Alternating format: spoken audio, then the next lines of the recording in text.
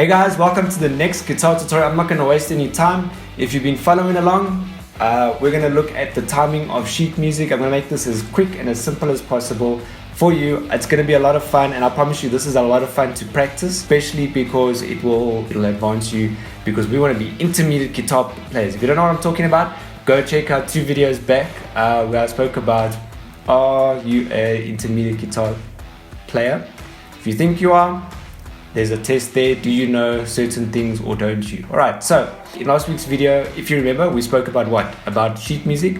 I explained to you the staff, the different notes on the staff, and I even gave you a challenge in terms of, so I gave you a piece of sheet music and I said, play it and tell me what song it is, and people commented below. It's not too late for you to go and check that out and comment below. Today we're going to be looking specifically at the timing of sheet music. Right here next to me is a piece of sheet music. It's called Ode to Joy. You should know the song. In fact, once we start playing it, you'll understand that, right? But before we get there, I want to explain to you the different notes in music. And I did go through this, so let me just show you this this over here.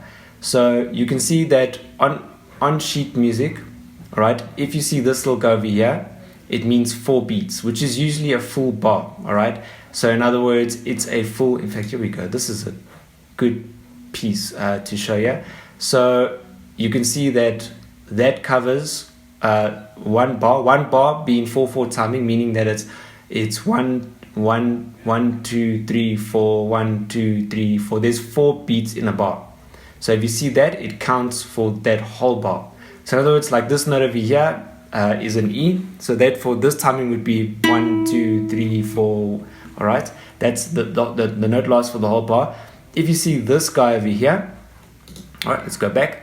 If you see this guy over here, don't worry about these, we'll get there. In fact, we're going to look at this guy over here. If you see this guy over here, then it lasts for half the bar, which is 1 and 2 and.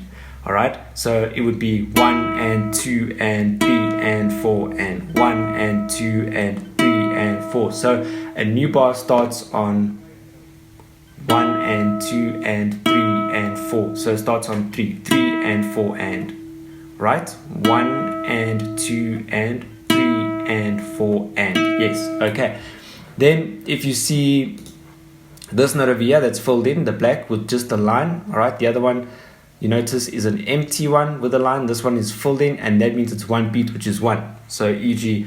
1 and 2 and 3 and 4. So in other words, whenever you count a number, right, that right over there is a quarter note. So 1 and 2 and 3 and 4. And the reason behind the naming is if you have to take your whole bar of 4 beats and you have to break it up into one whole note, it's a whole note. If you have to break your bar into 2 notes, that's half notes. So that's why it's called a half note. And then if I have to divide my bar, break it up into 4 notes, quarter notes, you break them into quarters, to 4 quarters. All right, and then the last one, we'll look at this over here, which is actually like a what we call an 8th note, and that's when you break your bar into 8 notes and you count them 1 and. All right, well, 1 and 2 and 3 and 4 and. Okay, so again, one whole note is 1 and 2 and 3 and 4 and. Half note is 1 and 2 and 3 and 4 and then quarter notes is 1 and 2 and 3 and 4 and 1 and 2 and 3 and 4 and then you get 8th notes, which you then count on the 1 and you also count on and. So 1 and 2 and 3, and then you get 16th, and that's 1 E and a 2 E and a 3 E and a 4, but we won't go there. All right, so the example that I want to give you is this song over here, which is Ode to Joy. And you'll see, first of all, let's look at the notes within on the staff, and you'll see that there are little black dots with a line, which means that they are quarter note. Then let's have a look at where the notes are placed on the staff. Now, if you remember, we spoke about this, is that your staff consists of 5 lines, all right? That's if it's a treble clef, and what happens is that depending on where your dots, on which line your dot is on, depends on the note, and if it's falling in between on the spaces, that also depends on the note as well. So alright, you will need to go and look at the previous lesson. I explained the different dots in there. I'm gonna go forth, and we're not gonna look at the notes. But if you look at this song specifically, looking at the first bar, the first two dots fall on the E note. Then the third note falls on the F note, and then the fourth and last note within that bar falls onto your G. All right. So if I look at that, basically it's this. So it's basically E. So basically it's E, E, E, E, E, F, G. So all right. Now I'm just going to look at that first bar. So now if we have to do the timing, so I've got my metronome here. Listen to this. It's on 60 beats a second. 1, 1 and 2 and 3 and 4 and 1 and 2 and 3 and 4 and all right. Let's do that again. 1, 2, 3, 4. 1 and 2 and 3 and 4 and all right. So I won't go further than that. I hope that basically breaks things up, gives you a very good example. But one of the notes that I really want to look at here, and let me see if I can actually try and put focus on this. I don't think it's going to work, is it? No. Okay, there you go. You actually can't see my mouse. So is this little guy over here. All right. So you can see how we went 1 and 2 and 3 and 4 and 1 and 2 and 3 and 4. Now I can speed up my metronome, and then you'll see this guy over here. We spoke about these notes over here, but and then you can actually see here is the bass clef, and you can see their whole note. So you can imagine that the bass is going boom, boom, you know, whatever your notes are, and you can even see then we do half notes there, and there's a whole note. Anyway, try and work this out and play it out if you can. In fact, my challenge is do the top and do the bottom over there. You can see there's two notes, which means there are two notes that you're playing at the same time. That would be your F and your E. F and E, okay? And so it's your A. I'm lying. That is your A and your F, A, C, E. Yeah, there you go. A and E, which I think is something like this. There you go. 2, 3. Okay, so anyway, continue. Now if you see, so now just to end this lesson off, because I told you that we're going to make this quick, this is purely for you guys to take this and play with it and practice this. But looking at this bar right over here, it's quite a confusing timing because I see a little dot there. All right, and just to show you, a dot on a quarter note, all right, like this, means 1.5 beats. So in other words, count 1 beat, 1 and add in a half a beat, so it's 1 and 2. So that means it would be 1 and 2. All right.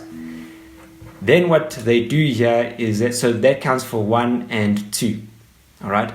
Then they add in an eighth note, right, which is an and, 1 and so since there we did 1 at the beat, the note lasted for 1 and 2. That means that is and. So 1 and 2 and. All right. So same note. In fact, no. My E is for 1 and 2, and then below the E is going to be your D. That is your D note right over there.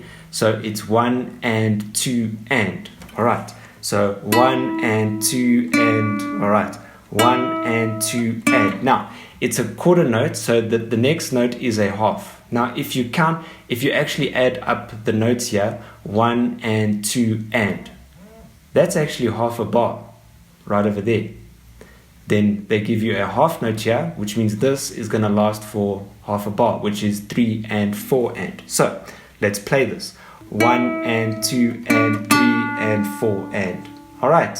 So that's how you play it. Try it out. 1 and 2, 1 and 2 and 3 and 4 and. All right. Now you can see how just me playing it by theory, just playing it by theory, I gave a tune. And if you know the song very well, then you would know that the one part goes 1 and 2 and 3 and 4, and it's the last part of that sort of like melody piece. Now you can see how just theoretically how I just play the note according to the timing of the sheet, and then there you go, I get the melody, which also helps you to also now understand how, you know, that there is a level of your music career where you can take this piece of sheet music and I can give you, you might not even know the song, you might not have even heard it before, but I can take a piece of sheet music, put it in front of you and say, okay, I'm going to record the song now, play according to it, and you will play it 100%, and you will play the tune and you've never heard it before. And that's how a lot of musicians work in orchestras and stuff like that. They walk in, literally, you can go ask, go email, go find out. They walk in, the sheet of music gets placed before them, and okay, now we're going to record, and voila, there you go. And you just play it. You're like, this is quite a nice piece of music, 3 and 4 and all right. And that's sheet music. That's how it helps you understand, and I hope that helped you guys. I hope you guys understand, basically know now how to do sheet music. All right, next week we're going to be moving on to something completely different. Okay, we're going to look at something else that I think that we did not, that we failed at in terms of being an intermediate guitar. So my challenge to you is go and play this tune. You can even Google it, Ode to Joy. Quite a nice song, quite easy. I picked something quite simple, quite easy.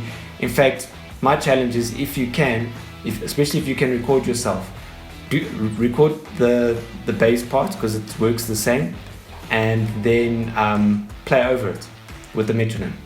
Anyway, in fact, if you can, record the bass and the sound of a metronome, and then play play back your recording, and with the metronome, with the sound of the metronome. Anyway, so guys, hope that has blessed you as much as what has blessed me. Subscribe to support what we're doing here, and also hit the like button, because I know you like this video a lot. Alright guys, see you guys in the next video or next week. Cheers.